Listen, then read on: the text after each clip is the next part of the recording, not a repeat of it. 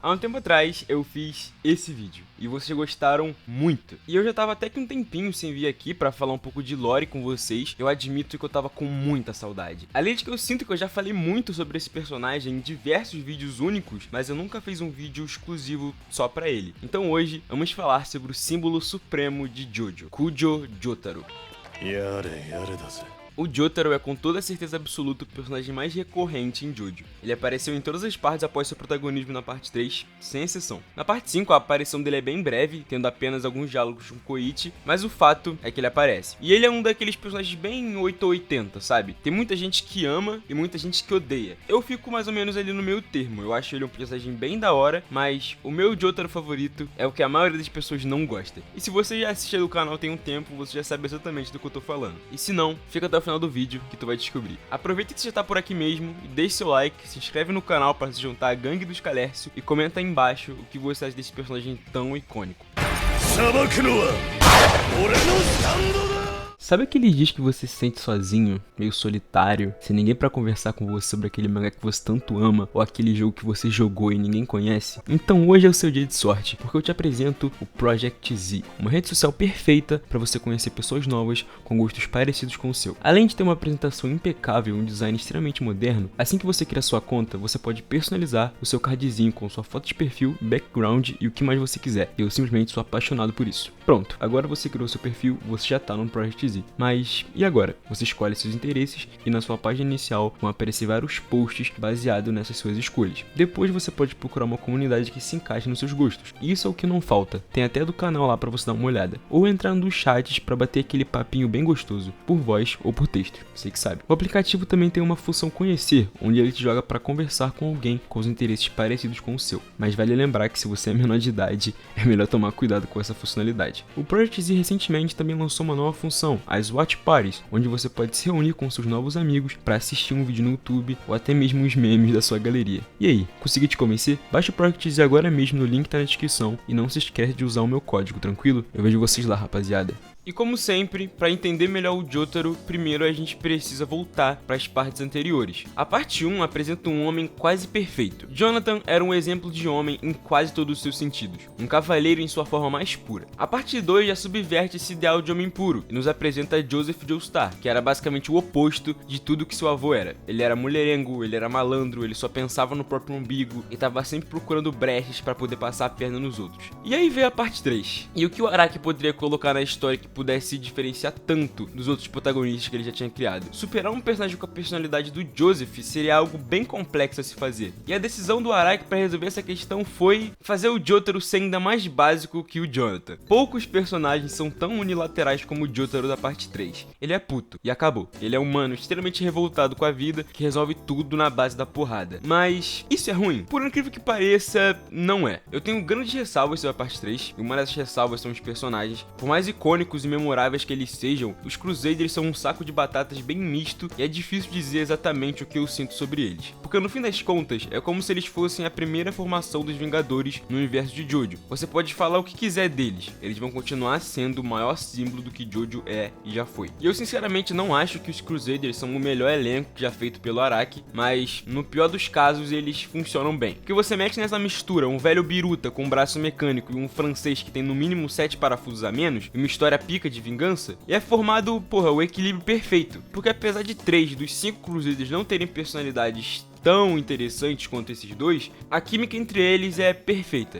E a junção de Jotaro e Joseph, Jotaro e Polnareff, fazem a personalidade de durão e puto dele fazer sentido e até ser algo divertido de se acompanhar. Se, por exemplo, a parte não tivesse o Joseph ou o Polnareff, ou se por um acaso o Jotaro tivesse uma aventura mais solo, como era a história dos personagens em que ele foi inspirado, a parte 3 com certeza seria a minha menos favorita, mesmo ela meio que já sendo, dependendo do meu humor. Mas o ponto é, o Jotaro simplesmente não funciona sozinho. De jeito nenhum. A personalidade dele e as piadas que vêm dela são extremamente dependentes de outros personagens e de um setup muito bem feito. Só que apesar disso ser uma coisa boa e funcionar perfeitamente no clima de jornada da parte 3, o Araki pesou muito a mão, e 80% das lutas são resolvidas com o Star Platinum. Por um lado, isso só reforça a personalidade de fodão do Jotaro, que já é algo estabelecido no primeiro episódio, e por outro lado, não tem outro lado. A parte 3 só é extremamente arrastada pelos 48 episódios, e esse é só mais um motivo para ela ficar muito maçante. E quando eu comecei a escrever o roteiro desse vídeo, eu nem queria falar sobre stand, porque eu quase nunca faço isso aqui no canal. Mas eu não tô me aguentando, porque tem todo aquele lance de, sim, é o mesmo tipo de stand que o meu, e bum, agora ele para o tempo, que simplesmente virou a maior bagunça e motivo de discussão no fandom, mas deixa essa discussão sobre o Star Platinum Zawardo pra daqui a pouco. Eu sinceramente não tenho nada contra o Star Platinum em si, eu gosto do design, o poder é bem básico, mas vindo da primeira parte com o stand é o suficiente pra mim. Eu só realmente acho que se o Araki quisesse desde o começo fazer o Star Platinum parar o tempo, ele poderia ter dado uns jabzinhos e umas dicas que levassem a isso durante a história. Porque no fim das contas, isso faz parecer que é só mais um Deus Ex Machina pra derrotar o Dio, igual o Golden Spirit Requiem era um artifício pra derrotar o Diávolo. Isso cria uma lacuna bizarra pros fãs criarem teorias, aí mete nisso a ideia de que ele parou o tempo quando parou a bala no primeiro episódio, ou que ele é esquizofrênico porque ele ouviu a voz do Josuke na chuva. Mas enfim, eu realmente acho que no fim das contas, o meu problema é com a parte 3, não com o Jotaro. E sabe por quê? Porque eu gosto muito do Jotaro da parte 4.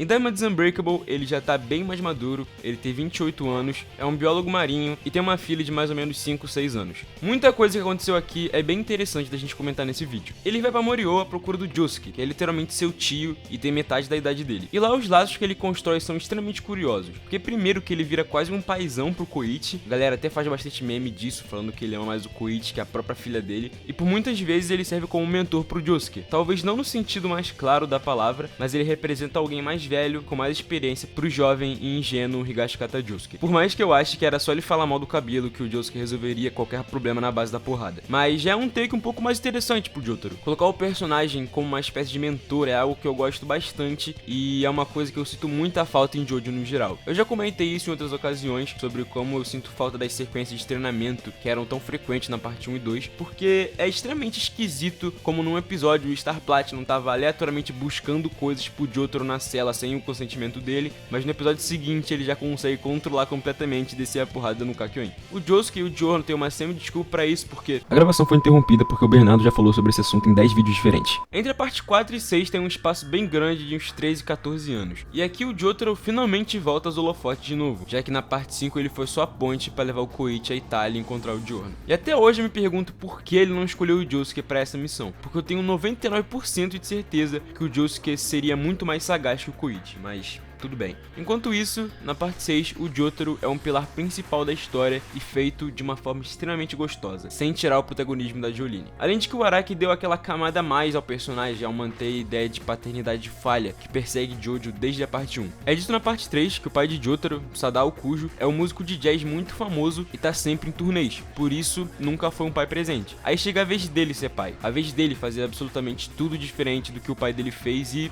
ele fez a mesma coisa. E é ainda mais duro, porque o Araki faz questão de ressaltar a falta que o pai fez na vida da Jolene, dando a entender que a Jolene acabou se envolvendo com essas paradas meio erradas, porque o pai dela nunca esteve por perto para dar um apavoro nela, ou simplesmente ensinar o caminho correto. Se você parar pra lembrar dos dois jogos anteriores, e talvez isso seja até forçar um pouco a barra, mas eu acho que vocês vão entender, o Giorno e o Josuke tiveram alguma forma de figura que os inspirava e são importantes em sua história. O Giorno teve um mafioso que o próprio salvou, que o influenciou a querer se tornar um gangstar e futuramente tentar acabar com o tráfico de drogas, e por mais que o Josuke não tivesse um pai presente, o seu avô era policial, e a Tomoko sempre se mostrou ser extremamente rígida com ele. Enquanto a Jolene, o pai dela sempre tava viajando, estudando golfinhos por aí, e a sua mãe é tão mais explorada que nem tem muito o que dizer sobre ela. Então quando o Jotaro volta para a vida dela, já é tarde demais, e ela acaba sendo culpada por crimes que não cometeu, mas isso já é outro subtópico bem mais complexo. A explicação disso tudo, segundo o próprio Jotaro, é que por usuários de stand atraírem usuários de stand, ele ficar com a sua família só teria mais problemas pra ela, mas ele sempre teve muito carinho por ela, numa das cenas mais icônicas do começo do mangá.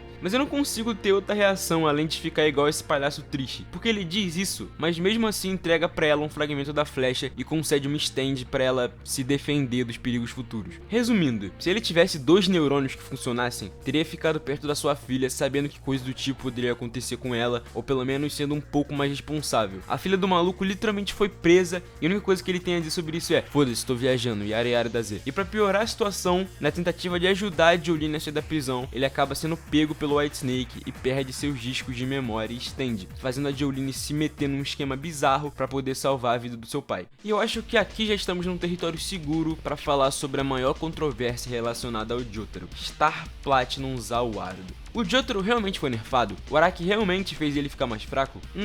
Meio que sim, mas calma. Tudo tem uma razão, tudo tem uma explicação. E é um panorama que vocês precisam entender detalhe por detalhe. O Zawaru é inicialmente a stand de Dio, que é um vampiro. E na parte 3, como ele não estava no seu ápice, ele só podia parar o tempo por 5 segundos, mas devido à sua imortalidade, essa duração poderia chegar até o infinito, ao passo que ele ia se acostumando com o poder. Mas como ele morreu, chegou num ápice de 9 segundos no final da parte 3. Já o Jotaro, pelo fato dele ser humano, o Zawaru tem efeitos completamente diferentes sobre o corpo dele. Ao invés do seu corpo se acostumar com o poder, seu corpo é levemente afetado cada vez que o time stop é ativado. Em seu ápice, ele conseguia parar o tempo por 5 segundos, mas durante a parte 4, pela negligência ao poder e falta de uso, esse tempo caiu para míseros meio segundo. Mas ao decorrer da parte, esse tempo é aumentado para entre 1 e 2 segundos mais ou menos, pelos usos recorrentes que ele faz. Mas o Star Platinum Zawaru da parte 6 simplesmente não tem sentido nenhum, porque ainda que o status dele em durabilidade tenham diminuído de A para E e o desenvolvimento de potencial de A para C, indicando que de fato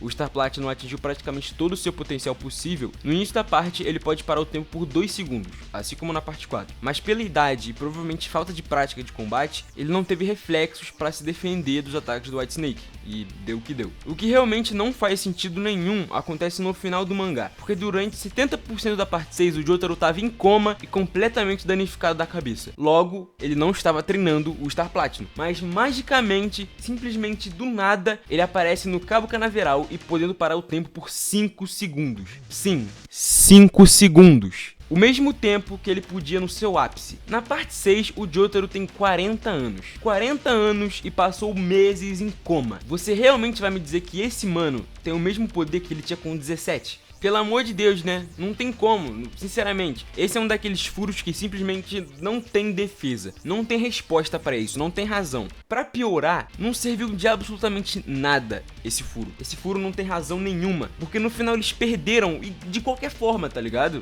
Ainda dizem que o Araki nunca esquece, né?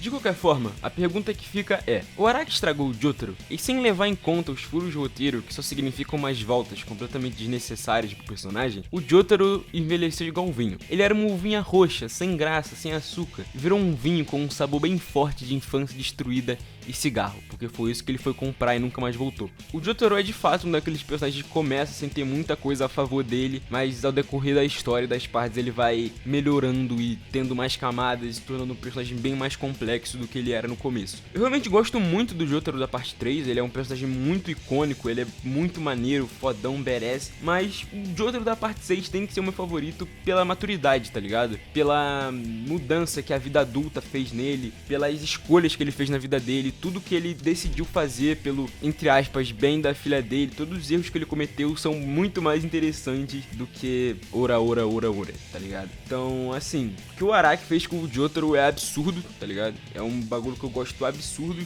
foi uma das melhores escolhas que ele fez na série inteira, depois de resetar o universo. Então eu acho que é isso, a lição de hoje é que o Araki não estragou o Jotaro, se uma coisa que ele fez foi tornar um personagem maneiro, muito mais maneiro. E eu acho que vou ficando por aqui. Se você gostou do vídeo, deixe seu like, comenta aí o que tu acha do Jotaro, se inscreve no canal se ainda não for inscrito e assiste algum dos vídeos que estão passando na tela, eles devem ser tão legais quanto esse que você acabou de ver. E não se esquece de baixar o Project Z no link que tá aqui embaixo e botar lá o meu código, que é a Capita, tá ligado? E é isso, muito obrigado ao Project Z por estar mais uma vez aqui patrocinando o canal. Eu sou o Bernardo, eu não pensei em nada pra botar na conclusão e até o próximo vídeo.